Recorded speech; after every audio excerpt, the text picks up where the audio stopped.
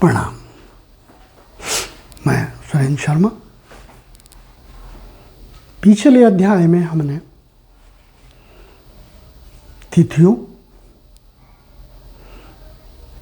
और तिथियों का राशियों से संयोजित रूप में अध्ययन किया था, चर्चा की थी उस विषय में। इस पाठ में हम ये क्लियर करेंगे कि तिथियां प्रत्येक माह में 30 ही हो, आवश्यक नहीं। 30 से कम भी हो सकती है, 30 से ज़्यादा भी हो सकती है,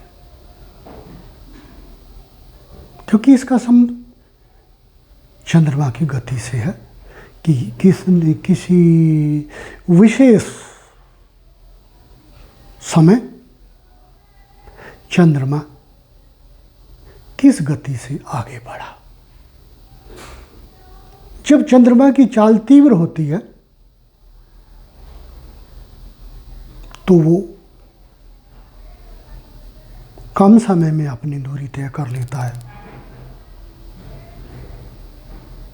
और तिथियां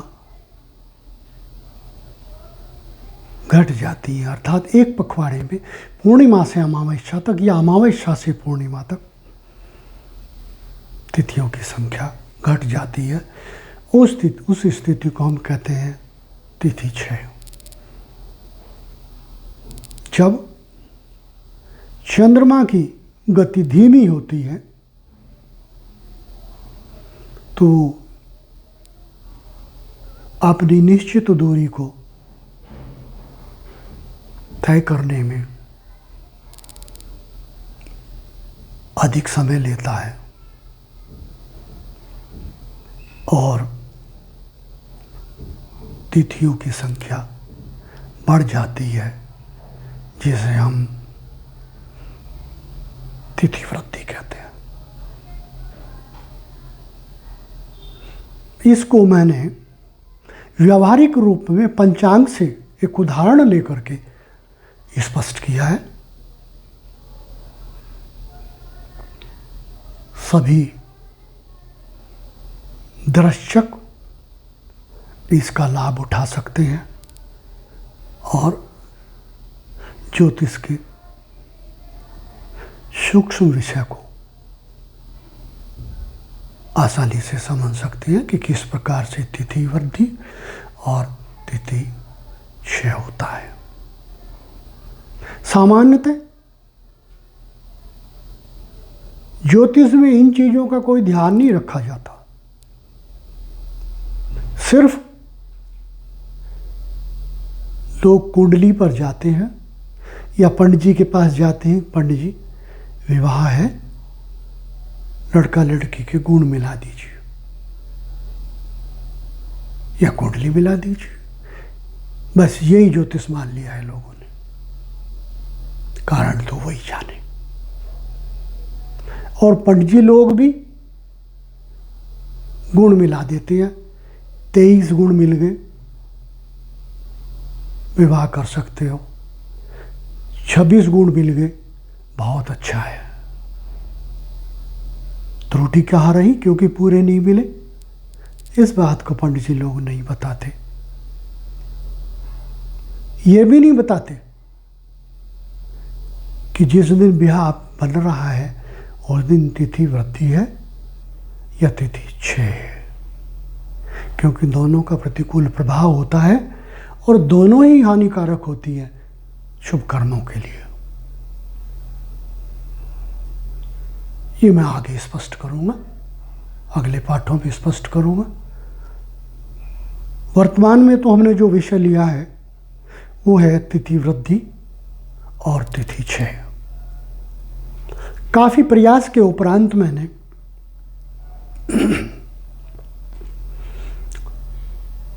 सन 2018 का एक मास तलाशा पंचांग में से, जिसमें एक ही पखवाड़े में दोनों स्थितियां तिथि 6 और तिथि वृद्धि घटित हुई थी, ताकि इसे एक ही उदाहरण द्वारा आसानी से स्पष्ट किया जा सके। ये मैंने लिया है सन 2018 में ज्येष्ठ मास का 2 माह उस वर्ष अधिमास था और 2 ज्येष्ठ मास थे। तो द्वितीय ज्येष्ठ मास के कृष्ण पक्ष को मैंने लिया, क्योंकि इसमें तिथि वृद्धि और तिथि 6 दोनों ही थे। जानबूझ करके, काफ़ी तलाश करके मैंने इस उदाहरण को लिया, ताकि तिथि 6 और तिथि वृद्धि एक में ही आ जाए, अन्यथा अलग अलग पखवाड़ों में इसको लेना पड़ता, जिसकी स्पष्टता यहाँ की अपेक्षा कुछ कम रह जाती है। मैंने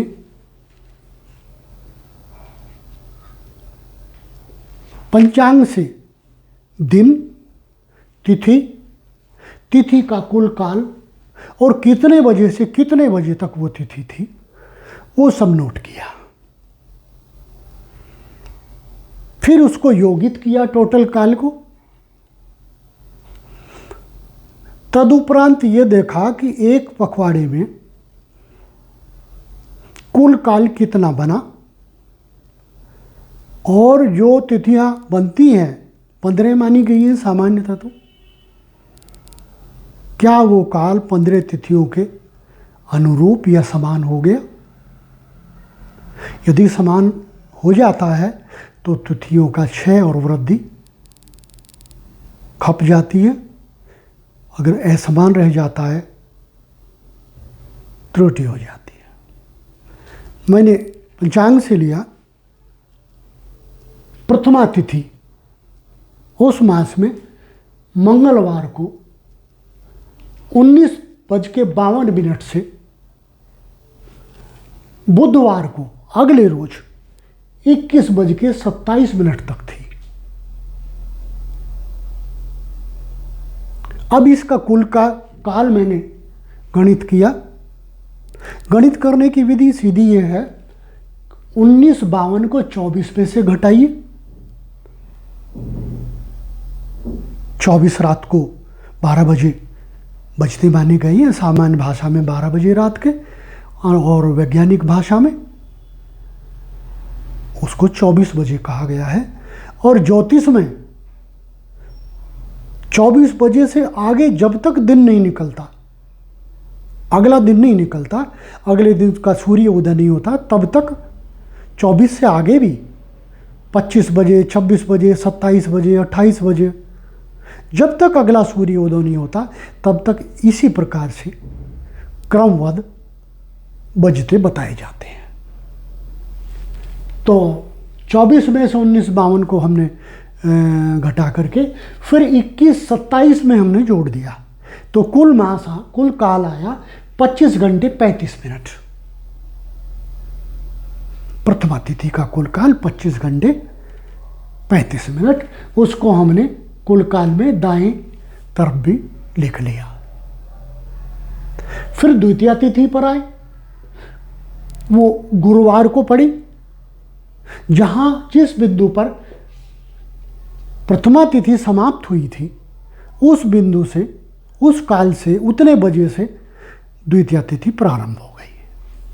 वो बुधवार को 21:27 से गुरुवार को 23:27 तक द्वितीय तिथि थी। इसकी काल गणना बैठती है हमारी, देखिए 26 घंटे, यहां से यहां तक का काल 26 घंटे बैठता है। 26, अब हमने इन दोनों को योगित कर लिया और लिख दिया कुल योग 51 घंटे। प्रथमा और द्वितीय तिथि का कुल कालमान 51 घंटे 35 मिनट हो गया। फिर हमने तृतीय तिथि ली, जो कि शुक्रवार को पड़ती थी, अगला दिन शुक्रवार था।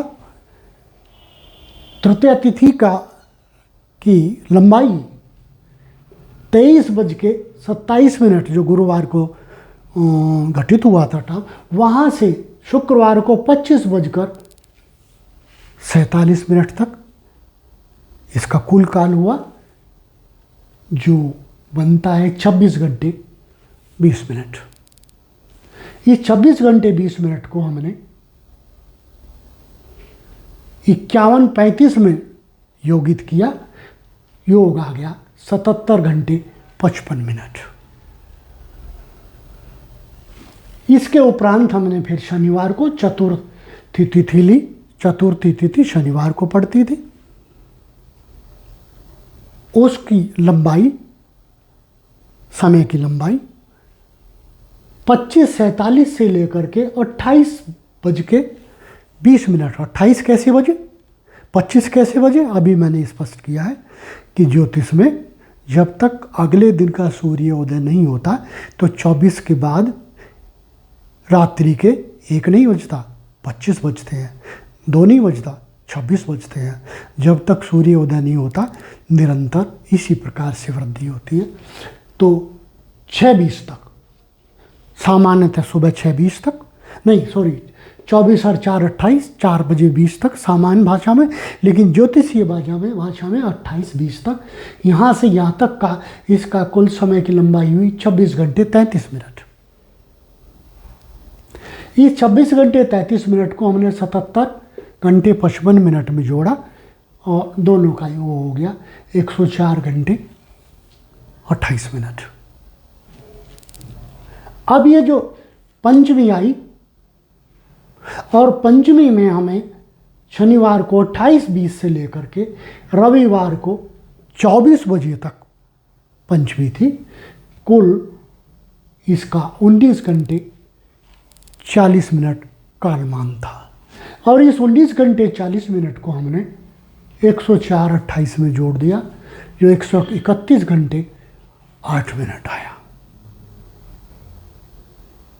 ये टोटल काल यहां तक का 5 तिथियां पूर्ण हो गई यहां तक, और कुछ समय बच गया।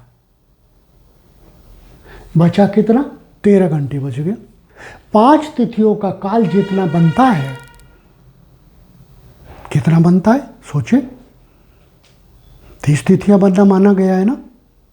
तो सामान्यतः तो व्यक्ति कहेंगे 24 घंटे की एक तिथि, नहीं, ऐसा नहीं होता, क्योंकि चंद्रमा 29.5 दिन में सूर्य की एक, पृथ्वी की एक क्रम परिक्रमा पूरी करता है।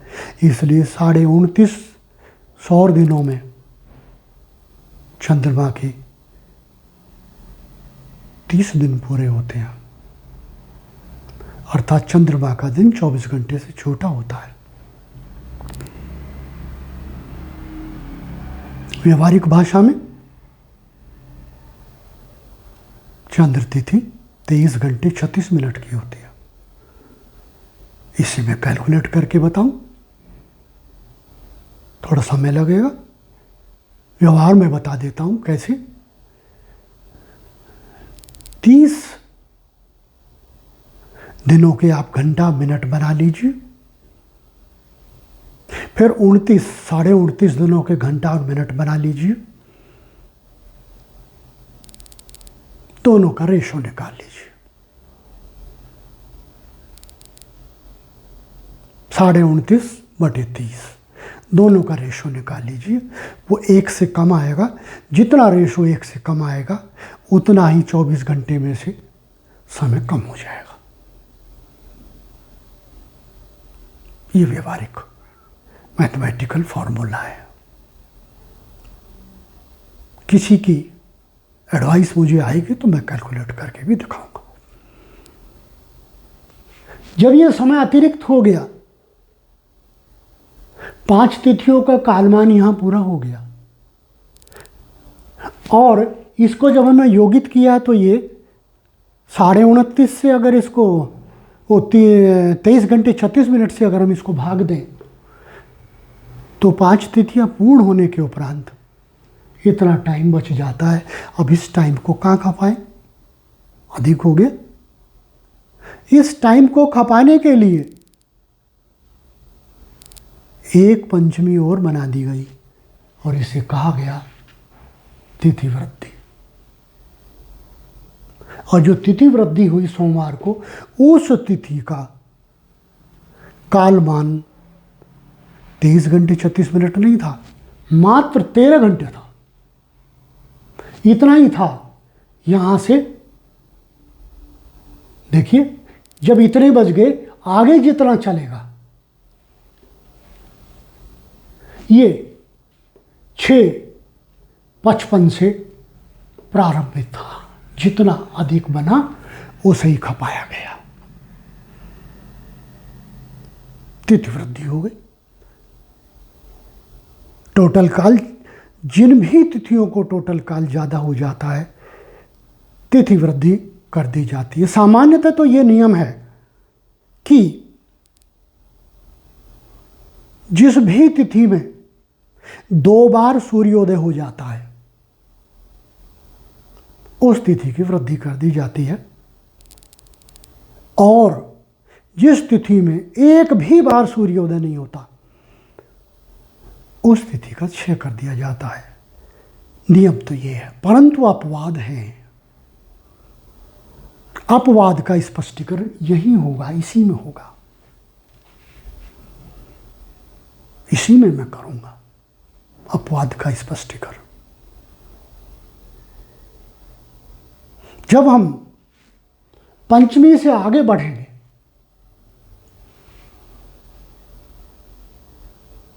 तब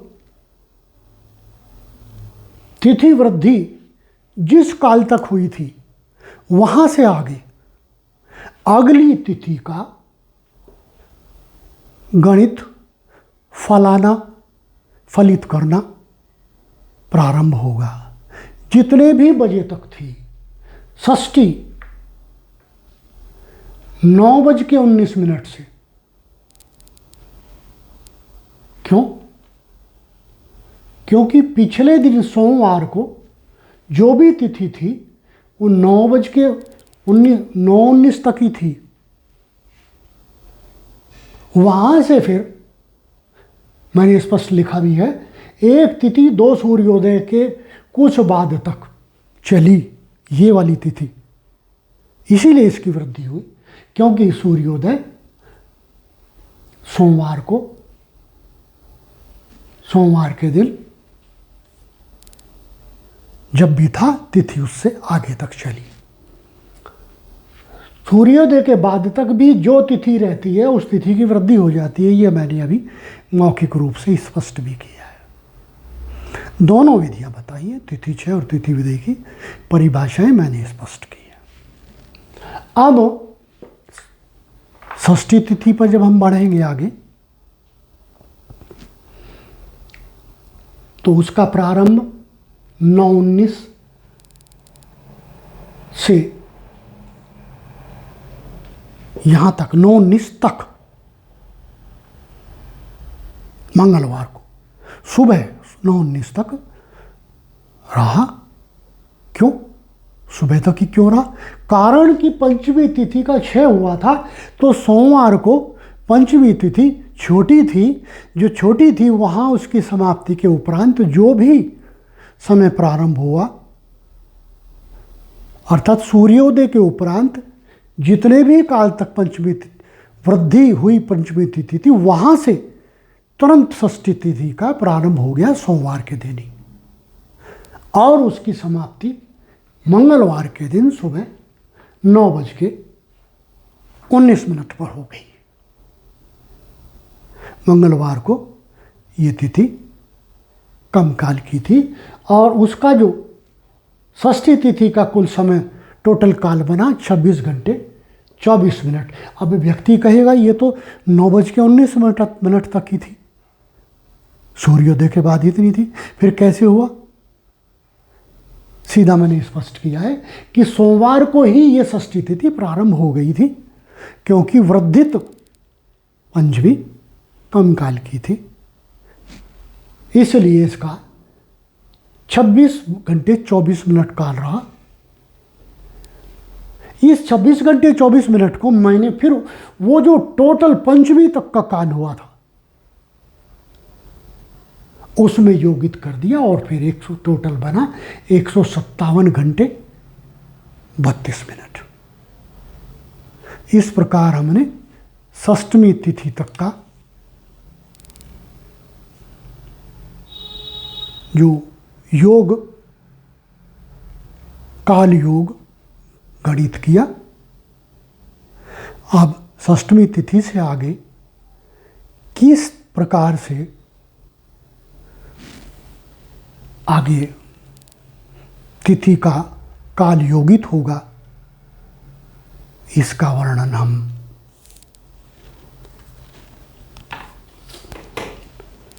अगले पाठ में करेंगे।